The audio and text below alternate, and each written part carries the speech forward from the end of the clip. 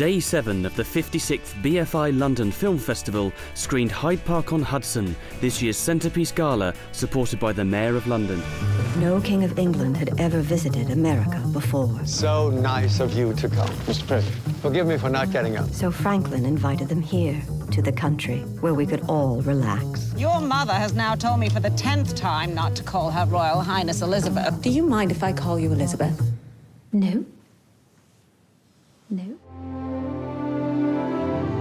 It all takes place over one weekend in which all these stories collide in the most remarkable way. Richard Nelson is an American playwright. The director, Roger Michelle, worked on the script a long time. It's very, very good. I like it. I was surprised by a number of things that the script reveals. I was surprised by the fact that, for example, although Roosevelt was handicapped, the whole of America didn't know anything about his handicap until after he died. I wish it hadn't come quite so hard on the heels of Colin Firth's Oscar-winning Turn, but it was a brilliant performance to be inspired by from an actor who I've always admired.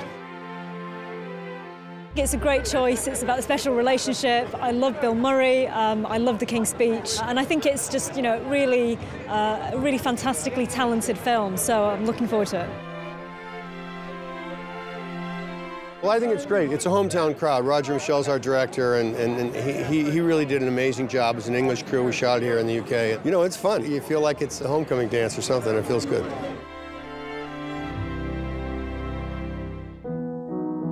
Elias Autobiography 3D, the cult gala in association with Empire, offers a creative look at the life of late Monty Python star Graham Chapman. An animation epic. Chapman, sir! That delves into the murky depths. I did a lot of drinking, a great deal. Of a man's soul. You know very well there's not a shred of truth in it. Oh, okay. We started down the road of using the audio tapes that Graham had recorded of his life story as the basis for the animation of the film. It's a 3D animated film, and it's amazing. You've never seen anything like it, actually. I think you'd enjoy the film because it's such an odd and wonderful film, you know, like 17 different animators animating his life. I think that's the kind of outrageous and unlikely sort of situation that he would really relish. The other Pythons who are here tonight, they all managed to have a kind of a second career as a result of Python. Graham really never had that second life, so it's fantastic to be able to provide him with a little moment in the spotlight, like tonight, to have a red carpet and his characters wandering around and people talking about Graham again 23 years after he died. How fantastic.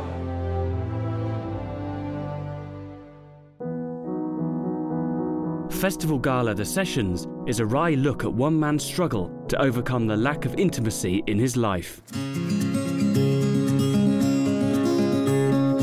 Picture yourself as a 6-year-old boy. Do you blame him for getting polio? What is she like, Cheryl? She's the most wonderful person on the planet. Well, it's a very unusual story to begin with. There's not a lot of guys living in iron lungs who want to lose their virginity, something that you don't read every day. It's a real-life character, Mark O'Brien, that was fascinating to me. It's just a really well-written script. I think there are some emotional surprises in the movie, and I think there'll be a tear or two, and people like that. I think that the line between laughter and tears is a very fine one, and they'll have both. I'm so proud of the movie and so thrilled to be in this beautiful city celebrating it. If I had anything less than complete confidence in how beautiful the movie is, I'd be nervous, but I think it's really beautiful.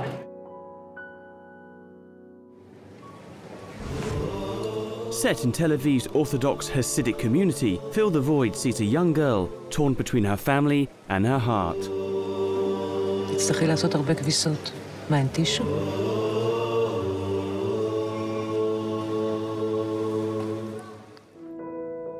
It's a love story, so everyone is the same. It's the same. It's just different background and different set of rules, but it's a love story. This kind of movie is really interesting because you don't have the opportunity to get into that community unless you're invited in. So it's really interesting for me to see what would be the reaction today. London-based drama My Brother the Devil challenges genre and perception as two Hackney brothers find their lives turned upside down.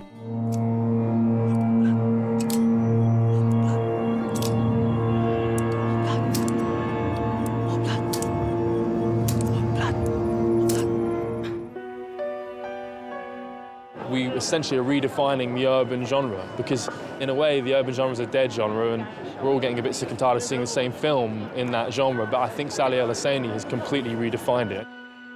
Expect to see the film touch on a lot of themes in a very articulate way which don't offend more offensive viewers. You know, it doesn't glamorize this world in any way.